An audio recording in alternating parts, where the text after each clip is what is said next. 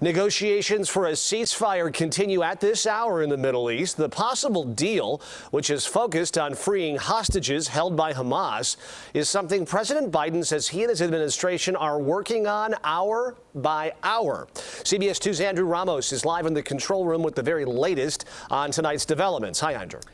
Hey, Chris, and one of those developments, the release of 31 premature babies. They were evacuated from Gaza's largest hospital and taken to Egypt, where they are now getting much needed care. It's just one slither of progress coming out of the Middle East in the past 24 hours. Many hopeful that a pause in fighting now on the horizon. There are the survivors that have become an enduring symbol in a brutal war. Babies, most of them said to be in extremely critical condition, were finally transported out of Gaza's Shifa hospital and moved to a medical facility in Egypt. A visiting team from the World Health Organization was on hand to assist in the transfer, where they praised Palestinian healthcare workers who remain on the ground amid the dire conditions. I am absolutely humbled by the work of you and your teams. Over 250 patients remain stranded at the hospital some have called a death zone. The site has been a target of Israeli forces, who insist that Hamas maintains a command post inside.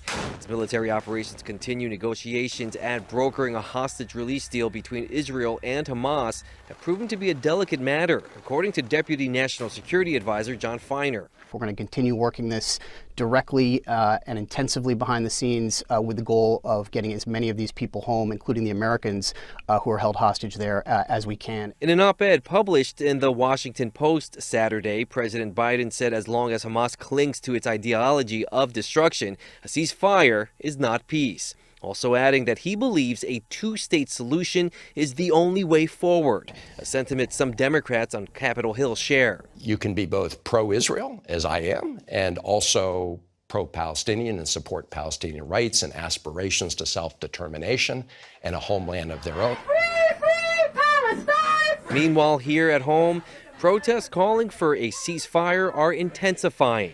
This was the scene on Saturday as 3,000 pro-Palestinian demonstrators flooded DuSable Lakeshore Drive, shutting down traffic in both directions. Now, despite a couple of clashes with CPD, no arrests were made nor citations issued during Saturday's protest. Reporting in the control room, I'm Andrew Ramos, CBS 2 News. Okay, Andrew, thank you so much.